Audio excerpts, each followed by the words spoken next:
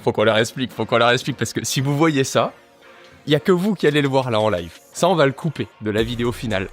L'ex-PDG de Audemars Piguet, François-Henri Benamias, nous a fait le plaisir de nous recontacter en nous disant bon, ça fait longtemps qu'on ne s'est pas parlé, je reviens. On n'en sait pas plus. Voilà, donc suivez-moi, on l'accueille. Je vous laisse un peu de backstage parce que vous le méritez, vous êtes là en live avec nous. Il est 6h15 du matin, donc je pouvais pas être en live réellement à cette heure-ci, vous comprenez, enfin pour vous surtout. J'avais un peu de peine. Nous, on est en pleine forme. On est chez Influx et on descend chercher François-Henri Benamias. Ça, c'était la surprise du chef. Fluxprod derrière, ça va aussi? T'es ravi à 6h? Ouais, ça va. De bon matin.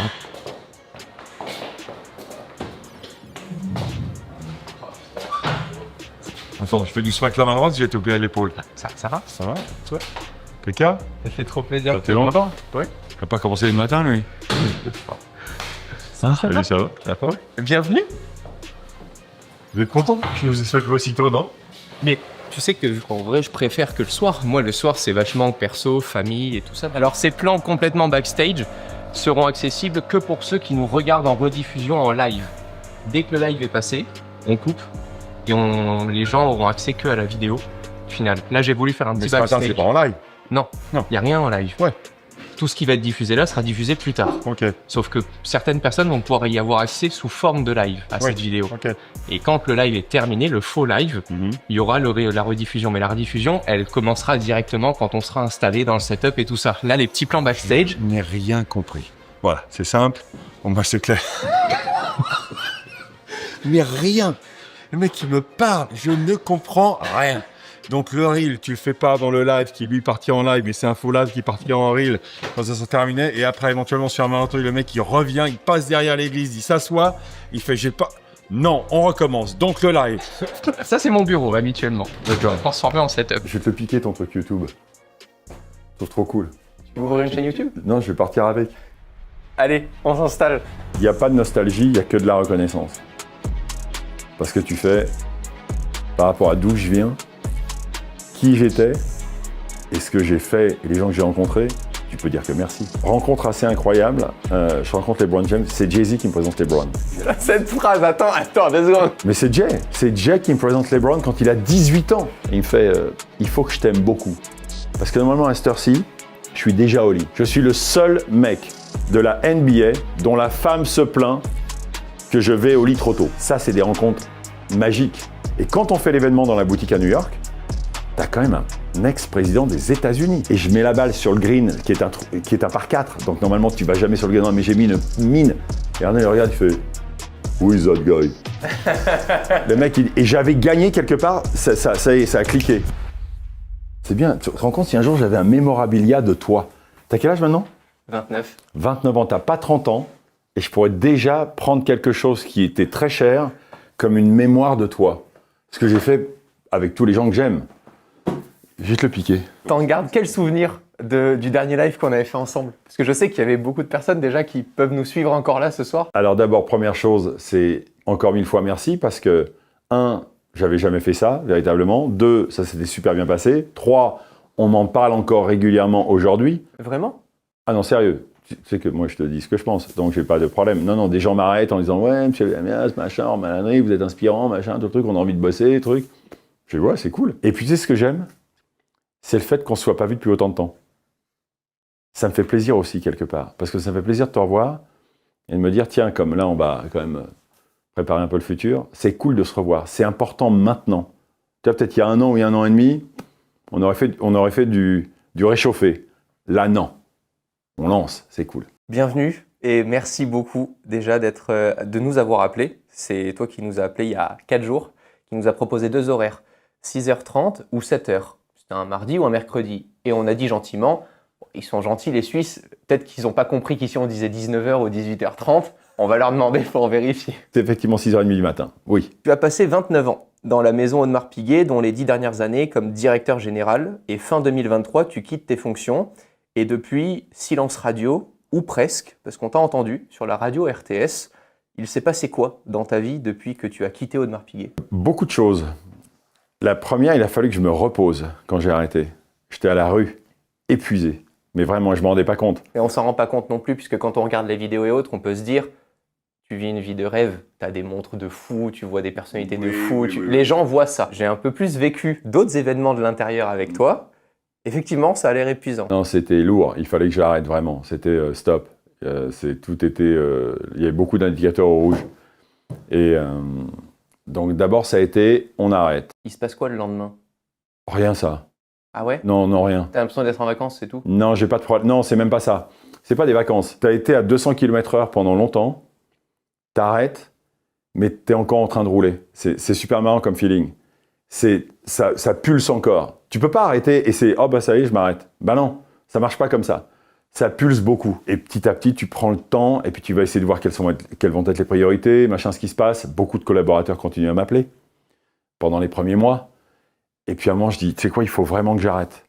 Puis je me suis projeté trop vite sur le futur. Je savais ce que je voulais faire. Hein. Je savais exactement ce que je voulais faire, mais je suis allé trop vite. Et j'ai pris plein de râteaux. Mais plein!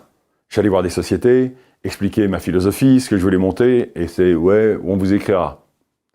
Non, Non, ouais, vraiment, après 30 ans chez Audemars Piguet, t'as eu ce genre de réponse? Ouais, bien sûr, mais bien sûr. Mais tant mieux.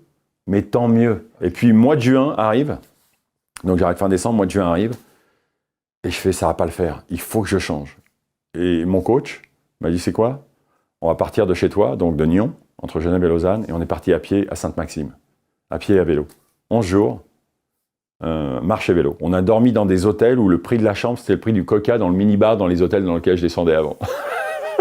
C'est quand tu payes une chambre d'hôtel 29 € ou 18 € ou des trucs comme ça, tu tombes dans des trucs improbables. C'est vrai que c'est le prix du coca à l'hôtel de Paris. Voilà, non mais on était dans des endroits extraordinaires et ça a fait un bien fou.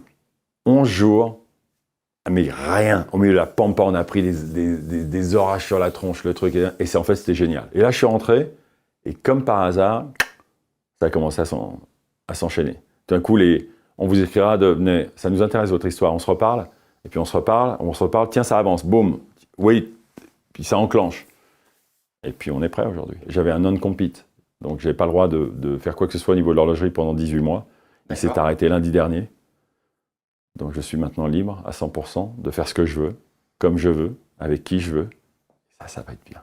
Tu as aussi rejoint le conseil d'administrateur de la marque Moncler en tant qu'administrateur indépendant. Ça t'engage à quoi exactement? J'étais surpris, je l'ai lu et je me suis dit, ah bah tiens, je ne savais pas. Alors, première chose, c'est Raymond Ruffini, qui est le propriétaire de Moncler. C'est un ami, je le connais depuis 35 ans. Parce que quand je bossais dans la fringue, il avait une marque de vêtements qui s'appelait New England et on représentait New England pour le marché français.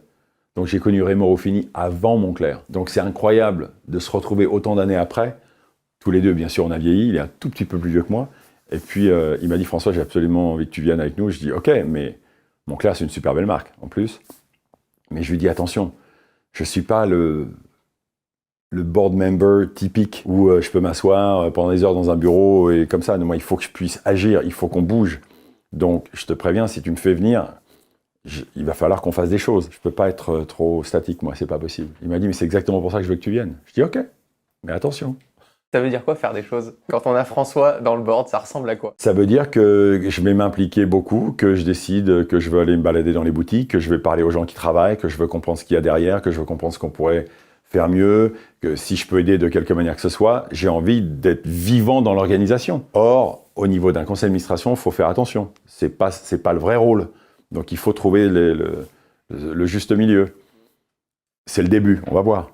Et l'expérience à la radio? C'était bien, j'ai écouté une ou deux chroniques, je me suis dit, tiens, c'est inhabituel, mais pourquoi pas? Alors quand on m'a proposé ça au départ, je fais, bon, est-ce que ça fait du sens? Puis ensuite, j'ai dit, tu sais quoi, c'est cool, j'ai jamais fait, je vais essayer.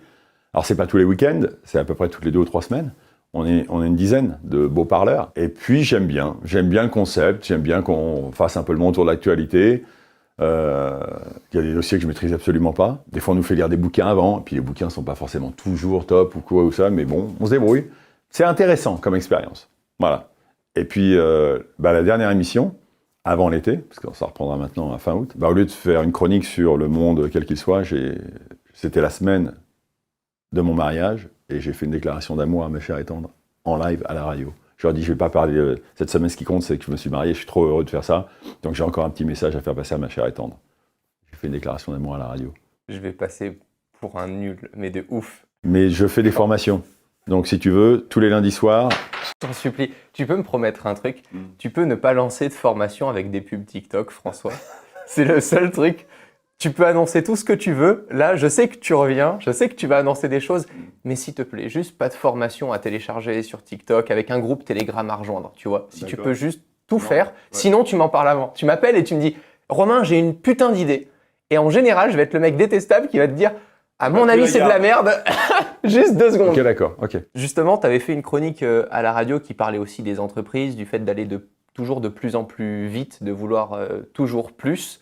Je m'attendais pas à avoir ce discours-là de ta part. Tu penses qu'aujourd'hui, on veut toujours chercher plus haut avant de chercher mieux? Mais bien sûr. Mais depuis la sortie de la Deuxième Guerre mondiale. Alors au début, tu sors de la guerre, c'est normal. Les gens viennent de souffrir pendant des années et des années. Puis il y a eu des crises énormes. Là, tout d'un coup, les gens veulent vivre, se faire plaisir. Donc on va dans cette société de consommation, mais c'est les débuts, ok. Mais aujourd'hui, quand on regarde, l'état de la planète, l'état de la population qui vit sur cette planète, l'état des organismes vivants qui sont aussi sur la planète, et tout ce qui se passe, tu fais « Ah non, il faut qu'on calme le jeu là, c'est du grand n'importe quoi ». Et on a vécu avec ce toujours plus.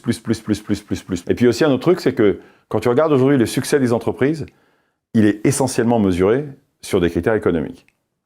La boîte a fait tant de chiffre d'affaires, elle a fait tant de profits. Tant de chiffre d'affaires, tant de profits. Non, tu fais, mais le vrai succès d'une organisation, c'est pas seulement ça. C'est aussi ce qui se passe là. Parce que si tu as des super profits, un super chiffre d'affaires, des super profits, et des gens qui vont au bureau à reculons, qui souffrent dans tous les sens, bah, tu n'as pas réussi l'exercice.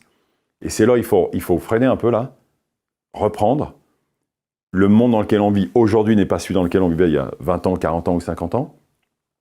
On reprend et on change un peu la donne.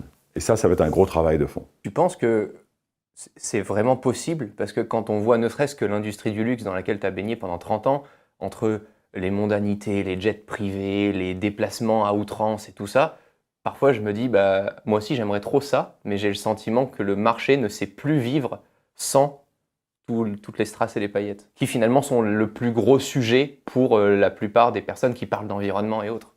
Ouais, mais avant même de parler d'environnement, on parle d'humain. Tu n'as jamais eu autant de rotation de personnel dans les boîtes, dans les organisations.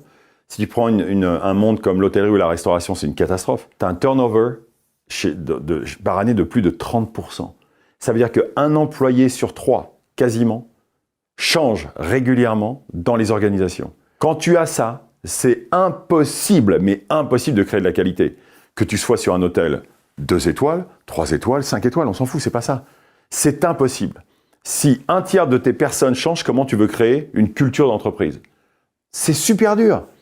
Et si on arrivait à ça, c'est qu'il y a des raisons. C'est un peu, tu sais, comme est-ce que je suis la plus belle dans ce miroir? À un moment, si le miroir reflète une image qui est pas top, tu dois t'arrêter 2 secondes et faire bon, qu'est-ce qu'on fait faux? Qu'est-ce qu'on fait juste? Et maintenant, est-ce qu'on change pas un peu les priorités? Et moi, une de mes priorités, avec mon expérience, j'aurais pas parlé comme ça il y a 10 ans ou il y a 15 ans, c'est sûr. Mais maintenant, je dis non, c'est plus ça. On peut plus avoir et n'avoir le focus que sur un succès financier. Ça m'intéresse pas, ça. Moi, je veux que l'humain, on le remette véritablement au centre des organisations. Et puis, tu sais, on dit toujours, ta génération, toi, on vous dézingue dans tous les sens. Nous, les plus vieux, ouais, la génération, ils sont machins, ils veulent tout faire, ils veulent des responsabilités, ils veulent pas travailler, machin et tout. Faut arrêter avec ça, parce que là, en l'occurrence, j'ai mis un point d'honneur à bosser avec un paquet de jeunes, et même beaucoup plus jeunes que toi. J'ai des tueurs, mais dans le bon sens du terme. Bah ça, on est complètement d'accord. Mais j'adore, en plus, qu'est-ce que j'aime. Il faut pas oublier une chose, c'est les gens qui pensent qu'aujourd'hui peuvent continuer à se permettre de juger cette génération et celle qui arrive derrière, en disant « ouais, ils sont machins, nous on était mieux, c'était mieux, c'est mieux ça », ils vont faire tout faux. Ce n'est pas une question de savoir qu'est-ce qui se passe, est-ce qu'on va faire des choses avec eux. C'est eux, c'est vous qui arrivez demain.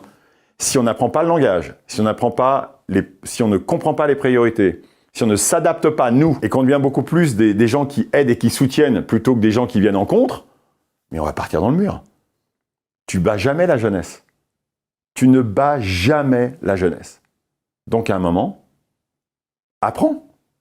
Et il y a un travail aujourd'hui énorme de notre génération pour apprendre comment vous fonctionnez. Tu as dit la chose suivante, pour comprendre comment est-ce que toi tu te verrais fonctionner, du coup, dans une nouvelle économie. Je ne veux pas imaginer diriger une entreprise dans laquelle chaque employé n'est pas également actionnaire de la société. Comment? Alors, ça, c'est encore l'autre sujet.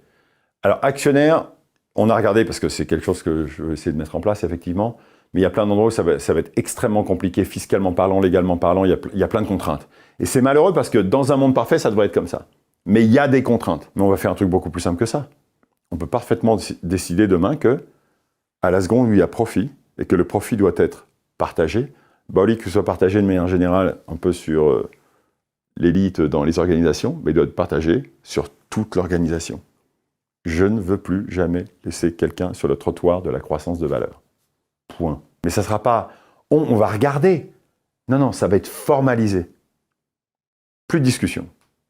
Donc, quel que soit les niveaux dans la société, si jamais donc ça marche, tout le monde participe. Dans ta carrière, tu as rencontré des personnes parmi les plus influentes au monde et j'aimerais te montrer des photos et j'aimerais que tu nous partages des bons moments, des souvenirs, des anecdotes ou même des leçons que tu as vécues avec chaque personne.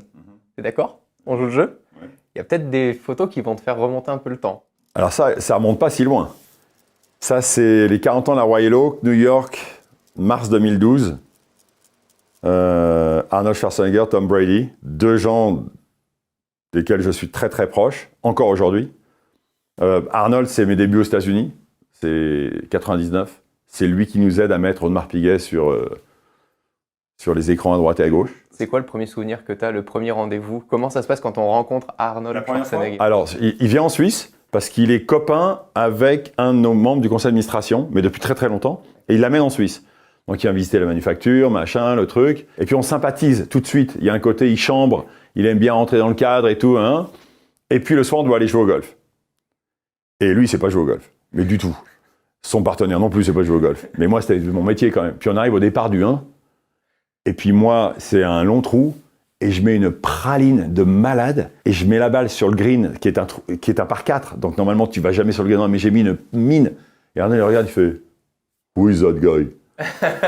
Le mec, et j'avais gagné quelque part, ça a cliqué. Et moi, je l'ai chambré tout de suite, parce que je lui dis, moi, toi, tu crois que parce que t'es bon sur les films, tu vas être bon partout? Non, ici, c'est moi le patron.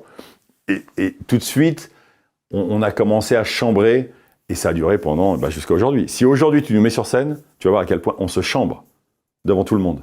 On se chambre sur les accents, on chambre sur les attitudes, on chambre sur la culture, on chambre sur tout. Qu'est-ce que tu as appris le plus de lui? La résilience. Le gars ne lâche rien. Quand tu connais son parcours, quand tu vois d'où il vient et par quoi il est passé, le gars ne lâche jamais rien. Aujourd'hui, il a donc, je vais te dire une bêtise, je crois que c'est 76 ou peut-être 77 ans, il faudrait que je revérifie. Le gars, c'est gym tous les jours. Mais il soulève pas des petites haltères mignonnes, il envoie tous les jours. Il a eu 2 opérations à cœur ouvert quand même sur le truc. Enfin, le gars, il va jusqu'au bout du bout du bout. J'adore. Ce qui est fou, c'est que la plupart du temps, on se dit, beaucoup de gens voient la réussite par l'argent, et une fois que tu as l'argent, c'est bon, tu fais plus rien, tu n'as plus besoin de faire d'efforts et tout. Et toutes les personnes que je rencontre et qui ont réussi financièrement sont presque les personnes qui font le plus ou qui se bougent le plus le cul dans la journée, alors qu'ils n'auraient plus besoin factuellement de le faire. Oui, mais alors ça, c'est un truc qui est super important. Si la motivation première, quand tu bosses, c'est de gagner de l'argent, t'es mal barré. Gagner de l'argent ou faire des profits dans une société n'est jamais que le résultat d'une stratégie qui a bien fonctionné. Si la stratégie, c'est de faire de l'argent, ça peut marcher, mais tu vas vite exploser en bol, parce que ce n'est jamais une fin en soi. Et tu sais quoi? Je dis toujours, ok, l'argent vient. Est-ce que c'est égal à super bonheur? Eh ben non. Mais il faut atteindre et attendre des années, des fois, pour refaire un peu la part des choses.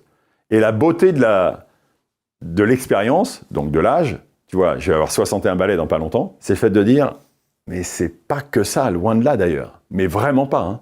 Et c'est là où tu révises un peu la copie, tu fais, attends, il y a les autres qui arrivent derrière, j'ai des enfants moi, j'ai des filles, j'ai une de 29 ans, une de 13 ans. Il y a les enfants qui arrivent derrière, il faut bien remettre les choses en place. Donc, tout ce que je sais maintenant, alors je te dis quand j'avais 30 ans, j'en ai à foutre de ce que tu racontes, là maintenant je le sais, j'ai pris mes murs. Donc je vais éduquer les miennes. Et puis les autres. Mais l'argent comme fin en soi, ça c'est surtout pas. Surtout pas. Tu fais des gros dégâts avec ça. LeBron James. rencontre assez incroyable. Je rencontre LeBron James. C'est Jay-Z qui me présente LeBron. Cette phrase, attends 2 secondes. Mais c'est Jay. C'est Jay qui me présente LeBron quand il a 18 ans. Il me dit, mais bien sûr, il me dit François, il faut que tu signes ce mec-là. Mais à l'époque, c'est trop le début, c'est pas possible. Tu te rends compte, LeBron James, il a quoi, 41 ans maintenant, donc c'est à 23 ans. Non, on l'a signé finalement en 2013. Donc oui, on a signé LeBron James en 2013. On aurait pu le signer avant, on aurait même dû le signer avant, mais bon, c'est comme ça. Le dernier souvenir avec lui, on dîne chez lui, pas à Los Angeles, à Akron, dans l'Ohio, d'où il vient. Et puis, il est maintenant 9h du soir. Et j'ai dit, mais qu'est-ce qui fait que tu pousses encore comme une brute et machin, qui retourne? Il fait, mais justement, je voulais t'en parler, François. Et il me fait, il faut que je t'aime beaucoup. Parce que normalement, à cette heure-ci, je suis déjà au lit. Je suis le seul mec de la NBA dont la femme se plaint que je vais au lit trop tôt. Le gars est au lit à 9h. Pourquoi? Parce qu'il se lève à 3h30, 4h du matin. Parce qu'il attaque la gym, le machin, l'entraînement et tout, parce que c'est ce qui va lui permettre de durer. Donc, quand à ce niveau-là, d'engagement pour un sport dans lequel tu as déjà tout fait, et que le gars a 41 balais, s'astreint à cette discipline, et je lui dis, bon écoute, donc, tu me dis que tu m'aimes, c'est cool, donc on va pas non plus rester plus longtemps que ça, on est resté encore une demi-heure, puis on est parti. Quand je rentre, moi, le soir, je dis, le gars, mais il faut être fou pour aller jusque-là. Le mec ne lâche rien. Et là, tu as les vrais champions, là. Les vrais champions. On s'en fout de savoir si c'est le meilleur jeu de l'histoire ou pas le meilleur. C'est même pas ça qui compte. Quand tu as ce niveau-là, tu fais waouh. Ben, les quelques fois où toi tu rechignes un peu, où tu dis tiens, je vais moins bosser ou moins machin. Bah non, parce que sinon, tu dures pas. Ce que j'allais te poser comme question, quand ton entourage, c'est ce type de monstre, est-ce que tu vois ton travail comme une compétition au sport, puisque tu viens de là, tu aurais pu être aussi professionnel en golf, tu as choisi une autre carrière, on en a parlé dans le... Non, c'est la carrière qui m'a choisi, parce que le golf m'a rejeté complètement. Je te l'explique, c'est pas moi qui ai choisi d'arrêter. C'est le golf qui m'a dit, écoute François, c'est mieux si tu fais pas ça. D'accord? Donc toi, va faire autre chose, mais arrête ici, ça sert à rien pour toi. Je te partage un truc. Moi, parfois, j'ai ce sentiment-là quand je vois des artistes se produire sur scène. J'imagine qu'ils ressentent un truc que je ressens qu'à travers les écrans. C'est super, on fait des milliers de vues et tout ça. Parfois, je vois en 60 minutes, tu as 10 000 personnes qui regardent ta vidéo et tout, mais j'aimerais bien sentir ce que c'est qu'une chaleur humaine de 10 000 personnes qui sont en train de regarder le fruit de ton travail que tu as fait pendant plusieurs mois. Et donc, parfois, j'ai un peu ce truc-là de me dire j'aurais bien aimé être chanteur ou j'aurais bien aimé faire un métier artistique qui me permet de me connecter. Est-ce que toi, quand tu l'as avec ces sportifs-là, parfois, tu te dis ah putain, peut-être que au fond de moi, je me serais vu comme un sportif de haut niveau. Alors, je dis toujours, fais-moi faire le deal du siècle quand je suis patron d'Audemars Piguet. Mais le deal du siècle, un truc extraordinaire qui va générer tant de chiffres, tant de machins, tant de trucs, enfin toute l'histoire. Ok, on va faire la fête, c'est super, on va avoir des émotions. Ok, c'est cool. Tu me fais Zinedine Zidane ou Kylian Mbappé qui marque les buts en finale de Coupe du Monde et tu vis et tu ressens le stade et l'émotion qui se passe dans le stade à ce moment-là, ça bat mais 1 milliard de fois. Les émotions vécues dans le sport ne peuvent jamais, mais non, c'est les émotions dans le business ne peuvent jamais atteindre les émotions que tu vas vivre dans le sport. C'est impossible. Mais tu as dit une phrase qui me dérange. Tu dis, une fois, j'aimerais bien. Et qu'est-ce qui t'en empêche? Qu'est-ce qui t'empêchera un jour de pouvoir faire un truc devant un public, en live? Évidemment, tu vois, la série 20 minutes avec, je me dis, j'aimerais trop pouvoir recevoir certains PDG ou CEO sur scène avec parfois un moment avec les questions du public et tout. Enfin, Et ça serait extraordinaire. Donc tu dois y penser. Bah Arnold à nouveau. Alors là, on est dans ma tournée d'adieu. Là, je suis à Los Angeles. Ils m'ont fait une surprise à l'AP House de Los Angeles. Il y a eu un paquet de monde qui est venu, de gens connus, qui sont là pour dire au revoir. Et c'est vraiment cool. Là, tu vois en physique, là, en poids, là, je suis à 117 kilos. Là, c'est une catastrophe. Quand je vois la photo, je fais oula, c'est mieux quand même maintenant. Mais Arnold, toujours là, après autant de temps, donc 24 ans après, toujours présent. Et je suis sûr que si demain je vais à Los Angeles, je l'appelle, on se voit en 2 secondes. Ça, c'est le vrai. Ça, c'est l'authenticité. Comme avec Tom Brady tout à l'heure. Si j'envoie un texto à Tom Brady, dans l'heure qui vient, on se parle. Tu as quand même le quarterback de l'histoire de la NFL. C'est des relations qui sont construites sur les années et qui sont toujours restées parfaites. Ça, c'est extraordinaire. Ça, c'est la récompense de toutes ces années, effectivement, où c'est de la danse. Hein. Tu vas jamais les pousser à faire ce qu'ils n'ont pas envie de faire. Tu vas jamais leur demander l'autographe ou le maillot de plus pour ton copain, ton machin, ton truc. Non, tu dois respecter ce qu'ils sont. Et s'ils voient que tu joues le jeu, tu les as avec toi pour toujours. Le luxe, c'est pas forcément un objet. Le luxe, c'est potentiellement de se retrouver dans notre Happy House de Londres, il y a à peu près 6 mois, où Stormzy, donc il y a un copain, mais en même temps quand même un gars un peu en place, nous a fait sur le champ a cappella une des chansons de son nouvel album, donc pas sorti, et le mec balance ça, accompagné au piano par un jeune mais brillantissime, et ils partent sur le truc qui est absolument pas prévu, et il nous lâche une de ses chansons de son nouvel album, en avant-première comme ça, un truc qu'il ne fait jamais, c'est du luxe. Depuis que tu nous as donné la définition du luxe, dans l'épisode 20 minutes avec, j'ai trouvé comment le matérialiser. Oula. C'est la vie de Arnold Schwarzenegger quand de temps en temps, il y a des vidéos sur son compte Instagram. Et pour moi, le luxe, c'est ça. Il se réveille le matin, il va dans sa cuisine, il prend son petit café ou son jus d'orange, et là, il y a son âne qui vient dans la cuisine. Et ben moi, cette vision-là, c'est le luxe ultime. Je veux rien de plus à un moment dans ma vie. Quand je veux vivre le luxe, pour moi, c'est ça. C'est juste les animaux, parce que je suis un amoureux des animaux.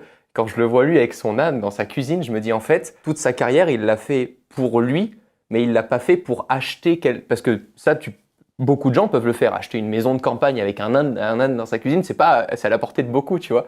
Quand je vois ça, je comprends le luxe aujourd'hui. Mais quand tu analyses le vrai luxe, et j'en parle d'ailleurs beaucoup en ce moment parce que si on prend... Alors maintenant, on parle du vrai monde de luxe du business aujourd'hui. Il faut savoir que les sommes d'argent dépensées, ne serait-ce que pour faire des magasins, les décorer, les louer, les remplir de gens qui travaillent, le coût est monumental. Mais monumental. Ce n'est pas parce que tu as dépensé toutes ces sommes avec des magasins qui peuvent être sublimes. Si la première personne que tu rencontres dans le magasin te traite de manière médiocre, tout ton argent là qui est autour, il est parti à la poubelle. Et je pense qu'une des grandes révolutions va être aujourd'hui de dépenser le temps, l'argent et l'énergie sur ça. Il faut reconnecter là.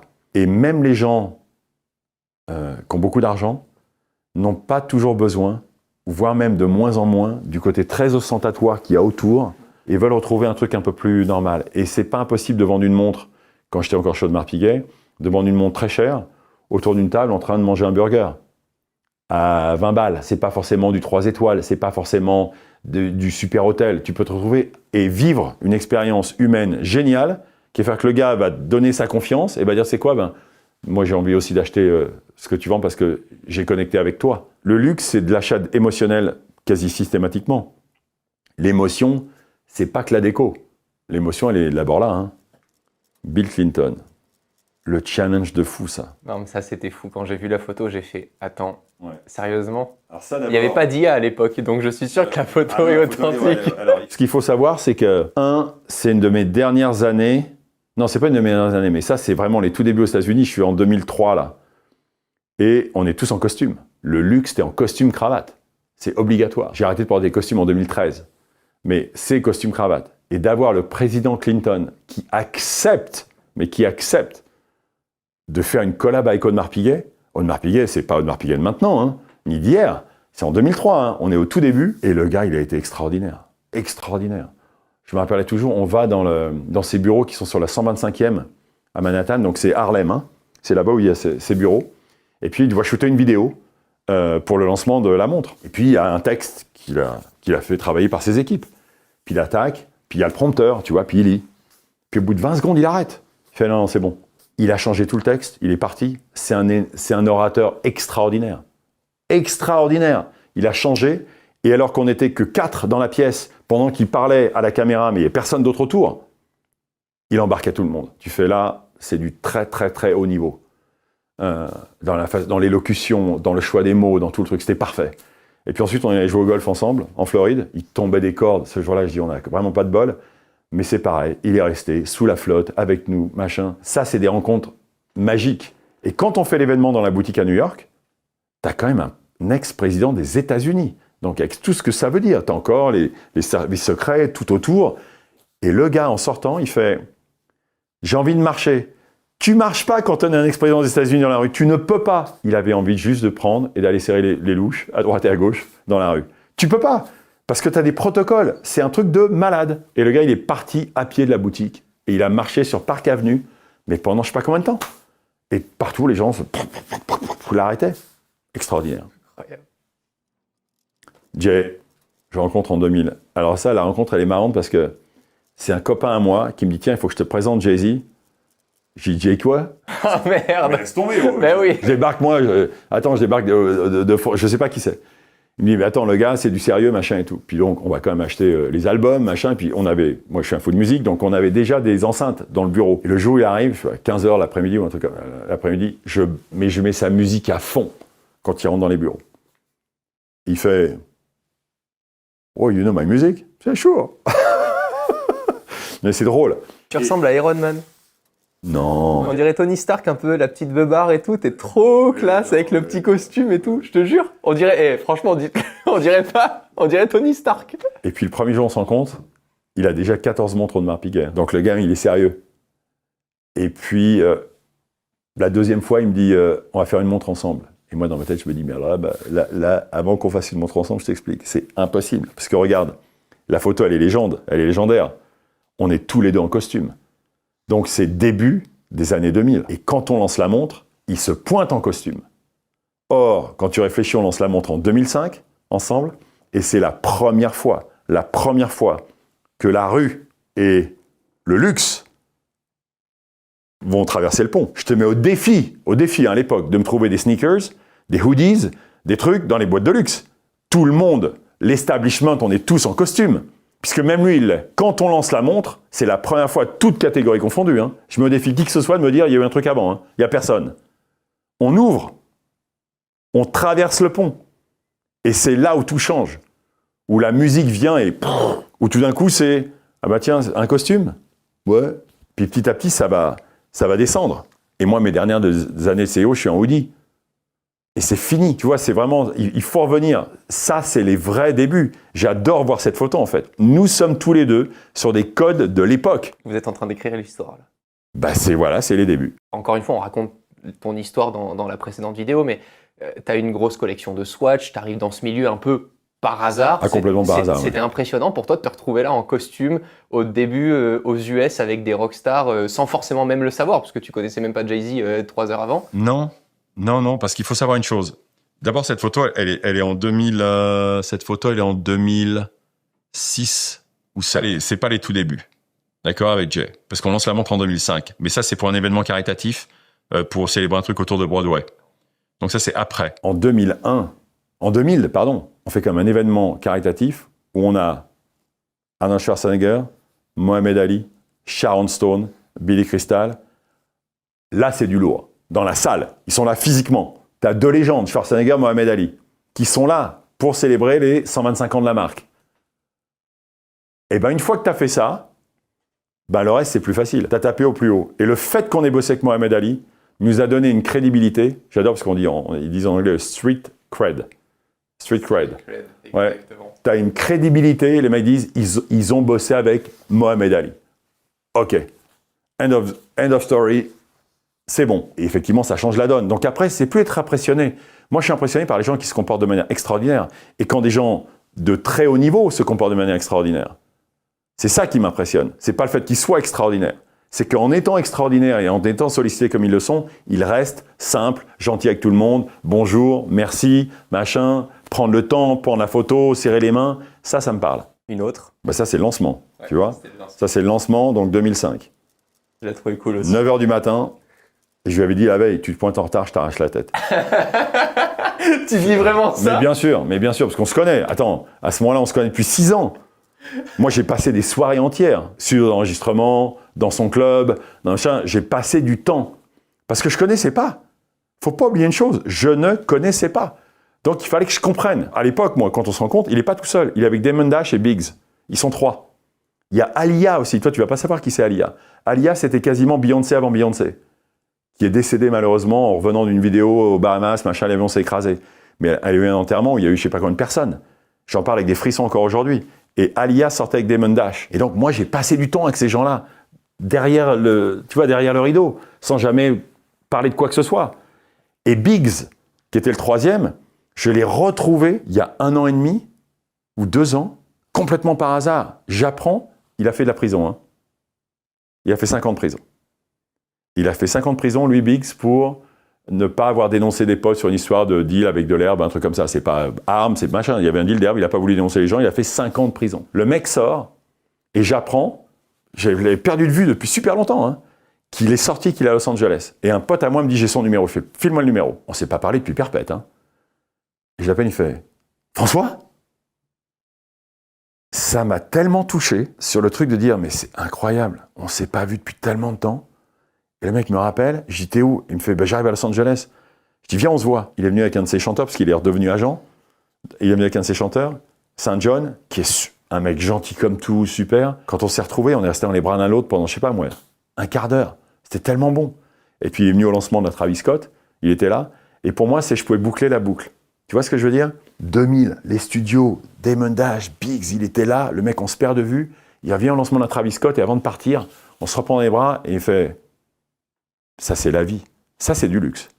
Tu vois ? Là, la vie, elle est magique. On se retrouve comme ça. J'en parle, c'est Serena Williams. Une histoire fantastique avec Serena. Mais je te l'ai raconté, non ? Je l'ai raconté, c'est pour ça que j'ai retrouvé cette... Eh ben, on vous mettra l'histoire dans la précédente vidéo, comme ça vous redonnera une vraie raison d'aller la voir. Serena Williams, il y a une histoire qui est phénoménale avec elle. Tu sais, quand en finale, dans les tournois de tennis, t'as un trophée si t'as perdu. Elle est fou à la poubelle. Elle mettait ses trophées de défaite à la poubelle. Stallone, ça, on le rencontre, je le rencontre le soir de l'inauguration de la boutique à Los Angeles. Et lui n'est pas du tout happé. Stallone n'est pas du tout Audemars Piguet. Stallone, c'est Rolex, Stallone, c'est Panerai, c'est Richard... Après, plus tard. Okay. Mais au tout début, c'est beaucoup Panerai. Parce que je me souviens de la montre iconique. Ouais, non, mais c'est beaucoup Panerai, Rolex, machin. Et on se voit dans la boutique, et ce soir-là, il y a une Rolex spéciale. Je fais voir ta montre. Puis il me regarde la montre, je fais Royal Oak, ça serait quand même cool si on faisait un truc un peu comme ça. On l'a pas faite, mais c'était super intéressant. Adorable. Je l'ai recroisé à Saint-Barth il n'y a pas longtemps, parce qu'on a pris une photo ensemble où on fait comme si on allait se taper dessus, d'ailleurs, pour la petite histoire. Et le gars, il dit, ouais, je me rappelle, c'était vraiment cool. Gentil, vraiment gentil, sympa, bien. C'était le moment émotion. T'es nostalgique de ces images, finalement. Au-delà des strass et des paillettes, elle ressemblait à quoi ta vie à ce moment-là ? Tu disais que tu avais pris beaucoup de poids, que quand tu revois la photo et tout ça, en fait, maintenant qu'on a rêvé à travers ces histoires-là, c'était quoi la réalité ? Si on se replonge, toi, dans ta vie, dans ce que tu traverses aussi à ce moment-là et dans ce qui était peut-être le plus difficile. Il n'y a pas de nostalgie, il n'y a que de la reconnaissance. Parce que tu fais, par rapport à d'où je viens, qui j'étais, et ce que j'ai fait, et les gens que j'ai rencontrés, tu peux dire que merci. Tu dis merci. Merci la vie. Est-ce que ça veut dire que tout a été parfait ? Non. Est-ce que ça veut dire que tu as pris des gros râteaux et des trucs ? Ok. Mais c'est pas grave, ça. Mais c'est merci d'abord. Si je regarde des images de 2001 ou de 2005 ou de 2010, c'est pas la même chose que l'image que je vois de 2023 avant que j'arrête, où là, je vois qu'il faut que j'arrête. Tu sais, quand je revois l'image, là, je dis, il était temps quand même de se reposer un peu. Non, mais le truc, c'est vraiment merci. Tu regardes, tu fais... J'essaie en plus de repenser aux mauvais moments. Il y a eu des mauvais moments. C'est obligatoire. Obligatoire. 2022. Je prends une tarte, mais je comprends aujourd'hui les choses beaucoup plus facilement. En 2022, tous les scores sont ouverts. 50 ans de la Royal Oak, on dépasse les 2 milliards de chiffre d'affaires, donc les profits sont là, on s'éclate chez Audemars Piguet, mais on s'éclate. Tous les gens nous adorent, tu penses bien, les gens veulent tout, les montres, les prix sont... Toutes les cases sont ouvertes. Et c'est peut-être la période la plus triste de ma vie, chez Audemars Piguet. Pourquoi ? Parce que je commence à voir une espèce d'attitude montante comme ça, de gens qui ne se comportent pas forcément correctement, qui sont des gens qui ont rejoint Audemars Piguet il n'y a pas si longtemps que ça, et qui se prennent déjà un peu pour des stars. Et je déteste ça. Parce qu'on a construit le succès, une montre à la fois, une personne à la fois, un collaborateur à la fois. Ça a pris du temps de construire le succès comme ça. Et tu as des gens qui débarquent et qui se l'approprient en 2 secondes. Imagine, toi, tu débarques au Real Madrid demain et tu te comportes comme Kylian Mbappé. Tu vois, tu fais attends, Zouzou, t'as pas joué encore. Donc t'es gentil, puis quand tu vas jouer, tu vas nous marquer des buts. Parce que si tu ne marques pas de but, tu ne vas pas servir à grand-chose. Et il faut accepter. Et je vois ce truc arriver, qui va abîmer à un moment ou à un autre l'organisation. Sûr. Tu m'avais dit une phrase qui m'avait beaucoup marqué quand on a discuté lors d'un dîner. On verra bien qui répondra encore à ce numéro demain matin. Est-ce que ça s'est avéré vrai? La plupart de tes contacts n'ont plus répondu dès lors que tu ne représentais plus AP. Alors j'étais convaincu que j'allais paumer 95% de mes contacts. Et pas du tout, en fait. Alors ça, c'était la surprise. 1400 contacts dans le téléphone. J'ai fait, moi, j'en ai enlevé 300, tu vois, pendant les fêtes de Noël, jour de l'an 23. J'enlève 300, je dis, je me rappelle même plus qui c'était. J'en profite. Puis moi, comme je suis un peu maniaque, j'aime bien mettre de l'ordre. Je dis, maintenant, on va voir. Et puis aujourd'hui, je crois que je dois en avoir 1008 ou un truc comme ça. Mais non, j'ai quasiment rien. Mais quasiment rien. Donc ça, c'est assez cool. Tu as été dirigeant pendant 10 ans et employé pendant 30 ans au total. Tu t'es déjà considéré comme entrepreneur et est-ce que tu ne serais pas en train de le devenir? Alors d'abord, je pense que j'ai géré Audemars Piguet quand j'étais patron aux États-Unis comme un entrepreneur. Puisque j'ai fait plein de trucs qui sortaient complètement des sentiers battus. On n'était pas corporate dans ce sens-là. À la direction de la maison, c'est différent. Plus grosse équipe. Tu as un conseil d'administration à qui tu rapportes régulièrement. Mais j'ai eu des attitudes très entrepreneuriales, c'est sûr. De toute façon, je pense que je l'ai toujours eu en moi. Est-ce que j'aurais dû même quitter avant potentiellement? Peut-être, je sais pas. Mais je suis assez fataliste, moi. Ce qui doit arriver, arrive. Tu vois, en arrêtant en décembre 23, en me disant, en mars 24, ça y est, tout sera déjà prêt. J'ai pris une tarte, jamais c'était prêt. Il a fallu que je parte, machin, et ça se construit. Et même, là maintenant, on est en juillet 25. Et il y a encore un peu de boulot, mais ça y est, maintenant, on va annoncer en septembre la nouvelle aventure. Et c'est bien qu'il y ait eu ce temps-là, en fait. C'est bien qu'il y ait eu les râteaux. C'est bien que plein de gens m'aient dit oui, on vous écrira. Une fois de plus, les choses ne sont pas là par hasard. Je vous laisserai un lien. Je sais qu'il y a un lien spécial sur lequel on va pouvoir suivre cette prochaine aventure. C'est une aventure entrepreneuriale? Ah oui. Ah mais je peux dire une chose. J'ai, je pense, une mission divine maintenant sur cette planète. Ah oui, mais c'est sûr. Je veux changer le monde du business. Alors c'est un gros statement, hein, tu vois, c'est une grosse déclaration. Je veux changer le monde du business. Et je vais changer le monde du business. Et tu vois, j'ai même dit à mon épouse, tu vois, on ne dit pas ma femme, okay, on dit mon épouse. Le petit scarabée apprend Le petit scarabée apprend. Moi aujourd'hui, je suis toujours en train de me dire, je les verrai plus tard, je serai bon. Oui, parce que tu as 26 ans, petit scarabée. C'est normal, tu vas comprendre ça. Ça s'appelle l'expérience. Et mes deux filles, que si demain je claque d'une crise cardiaque, ou un truc, tu vois, elles doivent porter le drapeau. Je suis tellement convaincu de ce qu'on va faire et du bien fondé que si même moi il m'arrive un truc, il faut qu'elle porte le drapeau. Je pense qu'on a un vrai terrain de jeu là, un vrai terrain de jeu. Et je le vois, parce que quand je fais des conférences dans les universités, quand je parle avec mes filles, quand je parle avec les gens à qui on bosse aujourd'hui pour préparer, parce que j'ai déjà du monde qui bosse, mine de rien. Ça fait combien de temps? Je me rends pas compte que tu prépares ça et... Depuis 2017.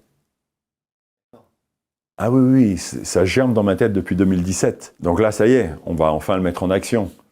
Et c'est quand tu sais que c'est juste. Tu sais que c'est juste. Tu sais, tu regardes, ou alors c'est comme, j'imagine quelqu'un, tu parlais de chanter, c'est quelqu'un qui sait qu'il va encore travailler son morceau de musique, et à un moment, c'est juste ça. C'est bon. T'as plus à changer quoi que ce soit. T'arranges plus rien, c'est là. C'est en place. Septembre. 17 septembre. 17 septembre. Ouais. Ok. Bon, on va suivre ça. T'as travaillé plus longtemps que j'en ai vécu sur cette planète. Si on devait ne plus jamais se revoir, ce que je n'espère pas, qu'est-ce que tu me partagerais comme dernier conseil avant de partir? Alors, je vais partir sur un délire complet. D'abord, je ne partagerai pas. Si jamais j'avais les possibilités de faire ce que je veux, et tu vois, par exemple, il me reste un jour à vivre, et je sais qu'on va se croiser, j'aurais, parce que je pense vraiment, et tu me connais un peu quand même, et je peux dire ce que je veux, à qui je veux, quand je veux, t'es une vraie belle, et je vais le dire avec un gros mot, mais une vraie belle putain de personne. Donc t'es une personne que j'aime beaucoup. Je voudrais te faire le cadeau de mon expérience. Mais je voudrais pas te donner des comment dire, des clés. Je dis voilà ce que j'ai, prends-le, que c'est comme un disque dur. Prends mon disque dur, prends maintenant, fais avec ce que tu as envie de faire. Ça, je le ferai. Merci infiniment, ça me touche beaucoup. Je sais que quand il pose la main comme ça, c'est quand t'en as rien à tombe foutre amoureux. des cams et des trucs, donc merci beaucoup. Bah ouais. Voilà. Merci François. De rien, moi. Rendez-vous le 17 septembre. Ok. Chaud.